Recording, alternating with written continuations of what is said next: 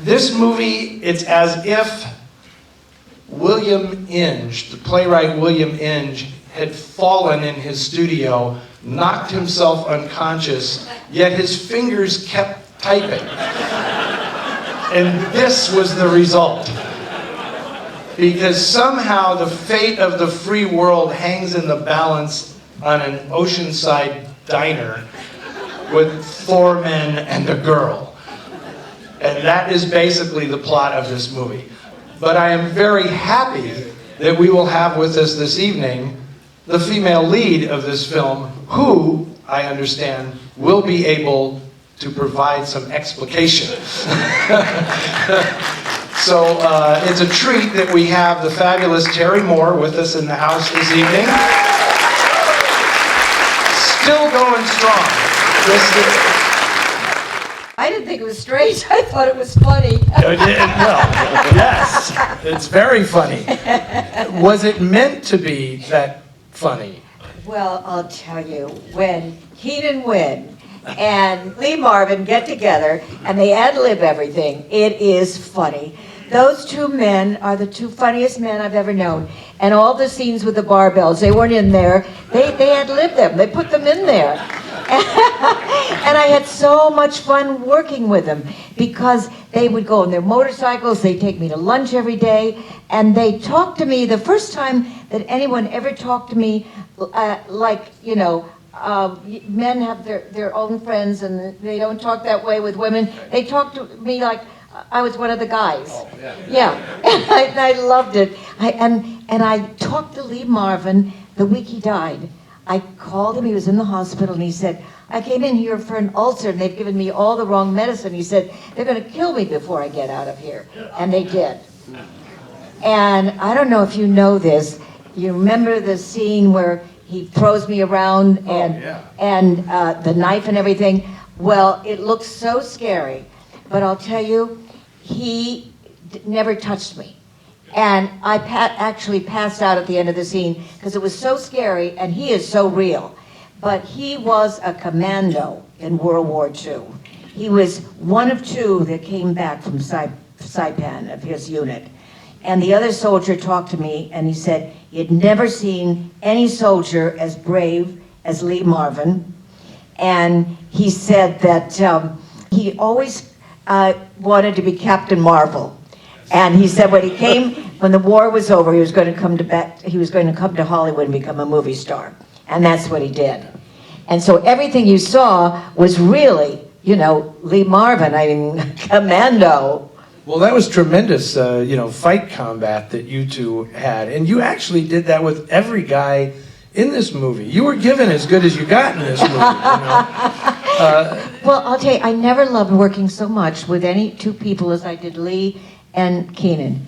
They were funny, and as you know, Keenan's father was Edwin, a great actor. I mean, he comes from a long line of actors, and it was an experience that I will never, never forget.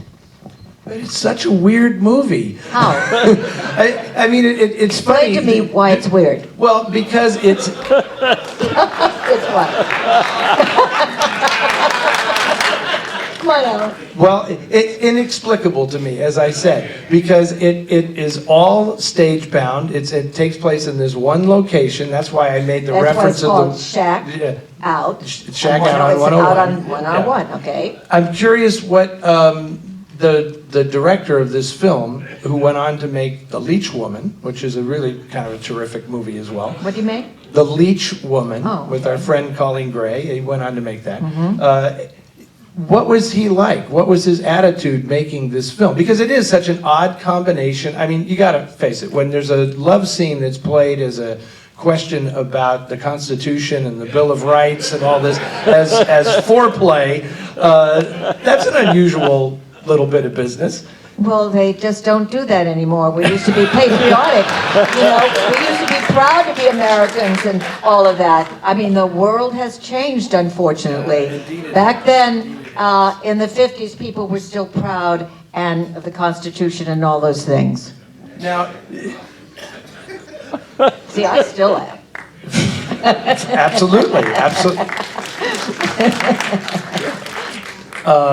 So Keenan Wynn and Lee Marvin improvised that scene with the weights. That was, okay, so explain to me then, I need to know about this director. I need to know Edward Dean. I need to know what he was like when these guys, I mean, were Marvin and Keenan Wynn just so intimidating that they said, we're just going to improvise this whole thing? And he said, No, good idea. He encouraged them, because they were wonderful. He said, what if we do this? What if we do this? When a director sees that somebody, has ideas, David O. Russell does that. David O. Russell is the director of come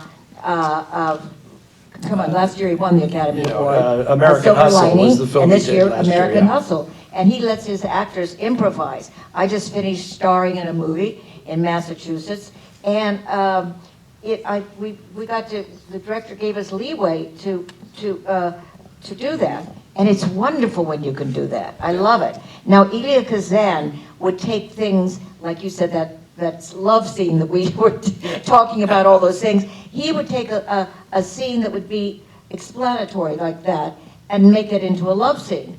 He would do things like that. I don't remember Edward Dean that well. I just remember the actors working with him. I don't even remember the other actors that well. I just remember those two guys because I had so much fun with Well, them. you kissed Frank Lovejoy more than anybody in the movie. You must have had some memory of that. I've kissed so many guys. I still remember Tyrone Power. Okay, of course. That I will always remember. You had just, previous to making this film, you had made Come Back Little Sheba, which is actually a William Inge play, and were nominated for an Academy Award for that. Does that say, wow, this is an odd film to make after that, or is it all just work and having fun? I wanted to work with those actors, and I liked the script, but I loved working with Lee Marvin, and I did a Playhouse 90 with him. Mm-hmm. As I say, I stayed friends with him right to the end. Yeah. And I love war heroes to this day. I was very close to Audie Murphy, who was the most decorated soldiers. The most happiness I've ever had was entertaining the soldiers in Korea. I was the #1 pinup of the Korean War. And I just think that there's nothing like our boys. Yeah. And they're most important to me in my life. I mentioned to you when we were over here that Floyd Crosby is the cinematographer of this movie. He's a very esteemed cinematographer, and he does a great job in this film. But I suspect that he kind of had a little crush on you or something because the lighting in your close-ups is so extraordinary.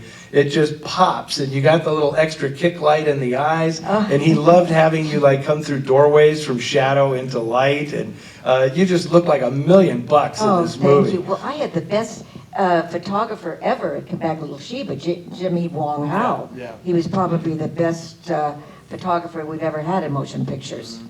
And I never paid any attention to those things. I thought, I look pretty good in this, but I didn't realize, I never paid any attention. Really? I was asleep in the makeup chair when they'd make me up. I don't wear makeup. I don't know this day, because I never learned any of this. I made my first picture 75 years ago. I'm 85 now. So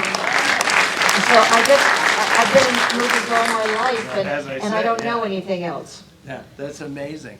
That is kind of extraordinary. And you're still going because Alan and I were talking about this earlier. Not only this new picture that you just made, which we'll talk about in a sec, but I don't know if anybody has seen the very popular TV series recently, True Detective. If you saw that with Matthew McConaughey and Woody Harrelson. But Terry is in that. She is in the final episode. She has a very significant part in the final episode of True Detective. Can you talk a little bit about that? I was fascinated by... Well, I didn't see it because I don't have HBO. But so I haven't seen it yet, but I loved working with Matthew and Woody Harrelson. And I've been with the Actors Studio since 1969. And Matthew and I work with the same coach. And I worked with her the first time on this movie I just finished, called Amy in a Cage. And I think it's the best performance I ever gave. And she told me that she told Matthew 8 years ago, I'm going to get an Academy Award for you. And she took me slowly through it. And she's told that to Jake Gyllenhaal. And she's going to see that he gets an Academy Award. And her name is? Penny Allen. Penny Allen. She's at the Actors Studio.